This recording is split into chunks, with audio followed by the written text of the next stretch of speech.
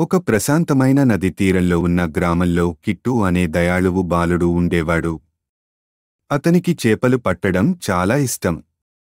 కాని ఇతరుల వలె కాకుండా అతను చేపలను సరదాగా పట్టుకుని మళ్లీ నదిలో వదిలివేయడమే చేయవాడు. ఒకరోజు ఉదయం నది ఒడ్డున చేపల వేడుక చేస్తూ అతని గాలానికి భారీ లాక్కు అనిపించింది. చాలా కష్టంతో లాగినప్పుడు గీతలమయమైన బంగారు చేపను చూసి ఆశ్చర్యపోయాడు. కిట్టు ఆశ్చర్యపోతూ ఉండగా బంగారు చేప మాట్లాడింది, ప్రియమైన బాలుడా, నీటి జీవుల మీద నీ దయకు కృతజ్ఞతలు. నన్ను విడిచిపెడితే నేను నీకు ఒక కోరికను మంజూరు చేస్తాను. కిట్టు విస్తుపోయినా వెంటనే చేపను విడిచిపెట్టాలని నిర్ణయించుకున్నాడు.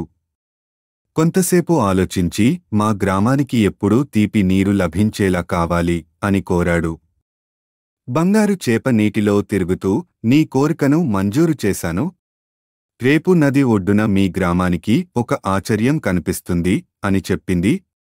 తర్వాత అది నీటిలో మాయమైంది. కిట్టు ఉత్సాహంగా ఆ ఆశ్చర్యాన్ని ఎదురుచూస్తూ నదిని చూస్తూ ఉండిపోయాడు. మరుసటి ఉదయం గ్రామస్తులు నది ఒడ్డున ఒక అందమైన కొండ చిలువను ప్రవహిస్తున్నట్లు చూశారు.